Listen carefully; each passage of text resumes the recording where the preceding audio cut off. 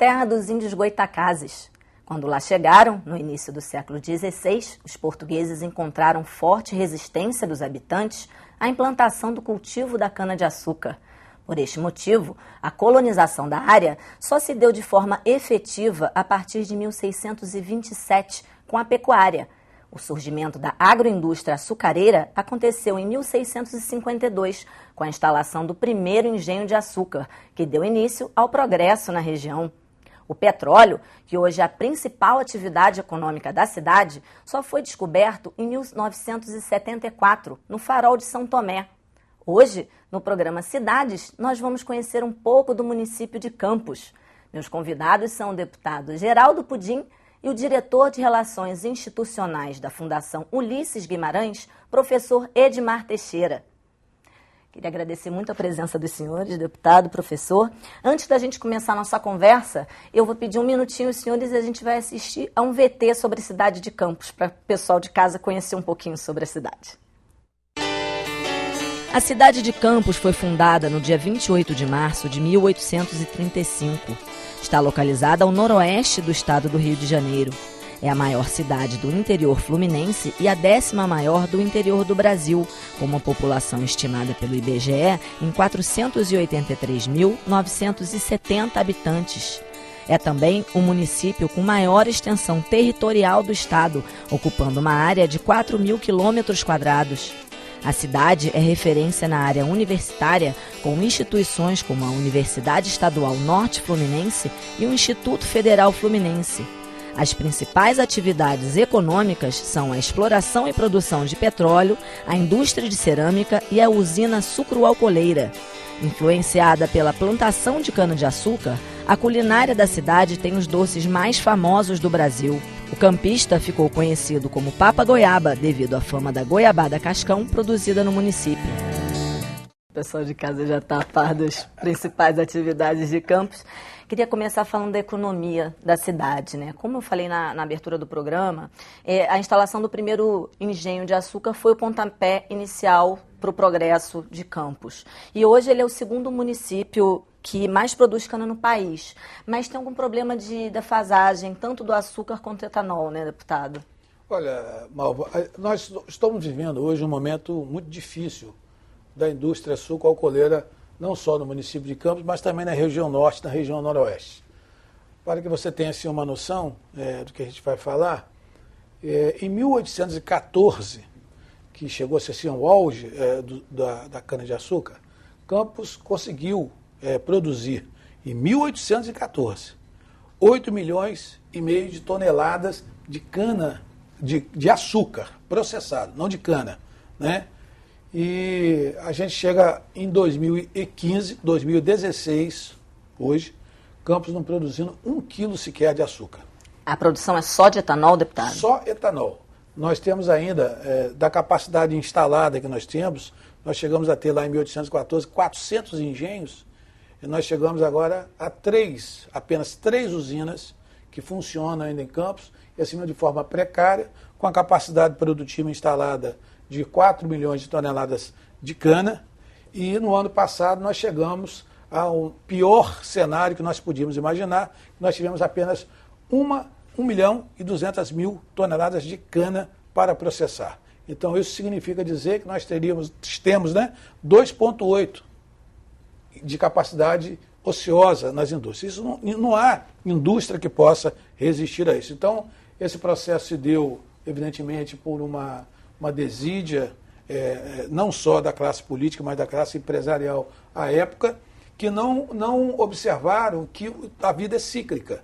Campos tinha um índice de precipitação pluviométrica muito bom, então as pessoas até apelidavam lá, chamada Rua do Homem em Pé, aqui você com apenas uma soca da cana, você conseguia fazer 8, 9 safras. Então o cidadão deixava a cana, cruzava os braços, e a cana produzia, ele só ligava para saber no banco quanto é que ia entrar de dinheiro. Não houve um investimento na lavoura, houve um investimento pesado na indústria. Então nós chegamos agora recentemente a ter quase 19 parques industriais em Campos, que esses parques industriais também com uma boca de usina deste tamanho, para um processamento de matéria-prima deste tamanho. Recentemente nós chegamos a ter 10 milhões e meio de tonelada de cana produzindo. Hoje chegamos a 1,2. Então é muito difícil a gente, neste cenário do setor sucroalcooleiro, a gente encontrar uma alternativa que não seja uma parceria entre o poder público, aí a gente fala a prefeitura, governo do estado, governo federal e também os industriais que ainda restaram com os 15 mil pequenos produtores de cana que tem em Campos ainda, que Campos hoje, na verdade, é um grande minifúndio. A reforma agrária já ocorreu. Professor, faltou planejamento de uma irrigação, de um planejamento estratégico para que isso pudesse acontecer? Ninguém imaginou, por causa desse índice pluviométrico que o deputado falou, ninguém imaginou que pudesse haver uma seca e eles pudessem precisar de irrigação? Perfeitamente, perfeitamente. O que ocorre é que todos nós temos essa característica, né? Nós nos acomodamos. O ser humano, de certa forma, ele é acomodado. E em Campos não foi diferente, muito pelo contrário. Apostou-se tanto na cana-de-açúcar, nesse monopólio, nessa indústria exclusiva, que a nossa mão de obra qualificada, por exemplo, na área do petróleo, migrou toda para Macaé. Então, veja, a Petrobras se instalou em Macaé, apesar da bacia ser de Campos, a bacia do petróleo, né? Se explorada em Farol de São Tomé, mas aí a Petrobras se instala em Macaé, a nossa mão de obra qualificada vai para Macaé, Macaé cresce. Na verdade, cresce a cidade, mas o desenvolvimento econômico ele não acompanhou, porque criou uma periferia também muito carente, mas aí, com a chegada da Petrobras, com as suas normas técnicas, com todo o seu estudo técnico, planejadores começaram a entrar na política pública e Macaé hoje, de fato, tem uma cidade até... digamos que é menor, mas mais desenvolvida economicamente que o nosso município. Haja vista a comparação até do ISS, nosso Imposto sobre Serviço lá, é mínimo comparado a Macaé. Não é? Eu só queria fazer uma observação em relação a isso que o professor Edmar traz. Houve uma briga política à época, né? Então, o monopólio da indústria sucroalcooleira não queria competição de mão de obra. Ou seja, se a Petrobras fosse para Campos, perfeito, ela iria oferecer uma alternativa de mão de obra. Poderia roubar a mão de obra que era do setor sucroalcooleiro. Então houve uma conjugação de interesses políticos à época de não permitir que a Petrobras fosse para Campos. Por isso que a Petrobras foi para Macaé. Essa era a justificativa que eu queria colocar, porque é resgatar a história. Então, a classe política na época se reuniu e falou assim, aqui não, porque nós não queremos competição de mão de obra. Então, a Petrobras foi e se instalou em Macaé por causa das forças políticas. E nessa questão dessa decadência aí da produção sucroalcooleira, por conta muito que o senhor falou da falta de chuvas, existe está se pensando algum programa de irrigação? Ou, como o senhor falou, virou um minifúndio, né? Não é como todo mundo pensa, um grande latifúndio. Isso já foi naturalmente dividido ao longo do tempo pelas famílias e são muitos pequenos produtores. Esses pequenos produtores não devem ter condições de fazer um sistema de irrigação? Isso. Veja bem, são dois fatores que precisam ser avaliados, né? Nós temos lá em Campos hoje um grande parque tecnológico. Então, existe terra, existe mão de obra e existe um grande acervo tecnológico. O que nós precisamos lá? Precisamos de projetos, né? Projetos factíveis, viáveis e recurso para que você possa incentivar isso. Nós até entramos aqui na Assembleia Legislativa e foi aprovado que é um programa de garantia de preço mínimo.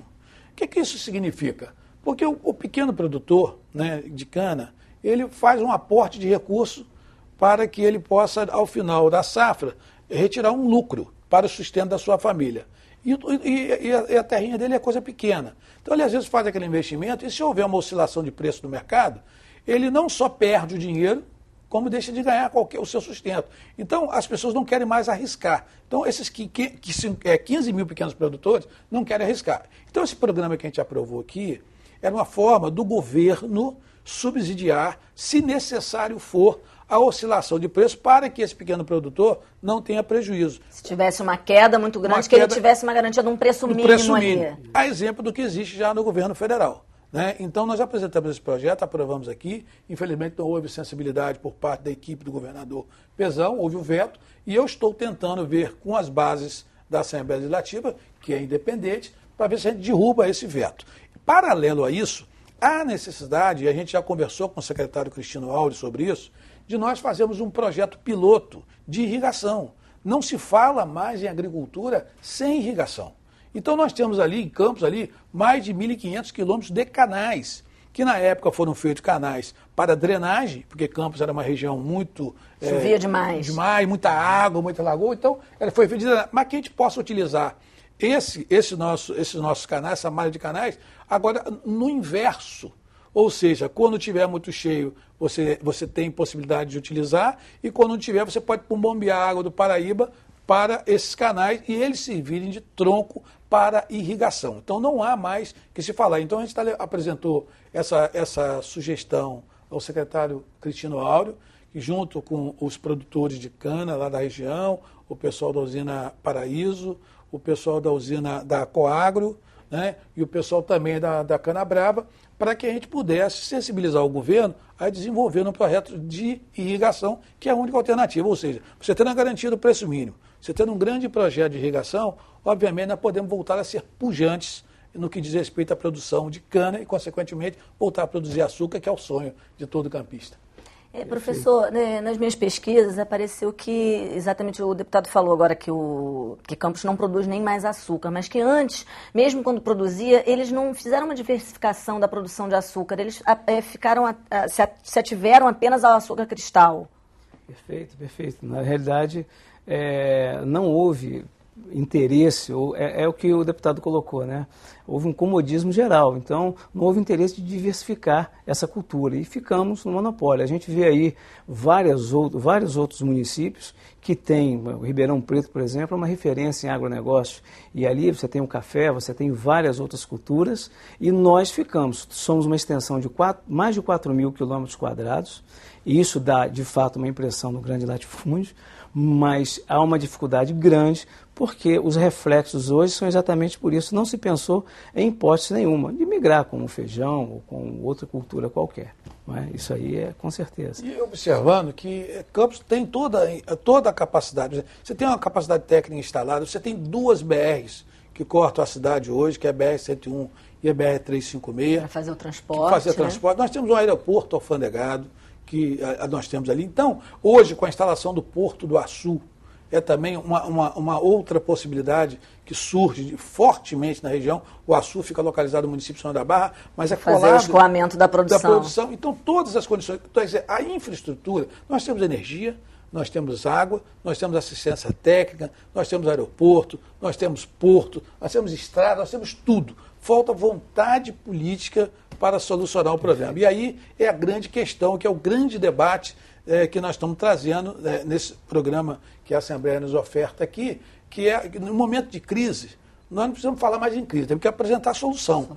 E o agronegócio é uma solução para a nossa região. Há um baixo investimento, uma rentabilidade, um retorno excepcional, como segurou lá a região por décadas e décadas e décadas, segurou foi a cana-de-açúcar, e eu tenho certeza que a gente pode voltar a cana-de-açúcar consorciado a outras culturas, sem perder de vista a questão da pecuária, sem perder de vista também outras culturas alternativas que nós podemos consorciar com a cana-de-açúcar, mas não perder essa nossa característica. Campos espera assim, vamos fazer um grande processo de industrialização. E a indústria não chegou. Quando, na verdade, a indústria está aqui debaixo dos nossos olhos. A indústria nossa, que é a nossa vocação, é o agronegócio. E a gente precisa agora ter vontade política para encarar isso aí e encontrar a solução para a nossa região. Eu vou interromper os senhores só um pouquinho. Cidades vai para um rápido intervalo. Voltamos em 1 minutinho. Não saia daí.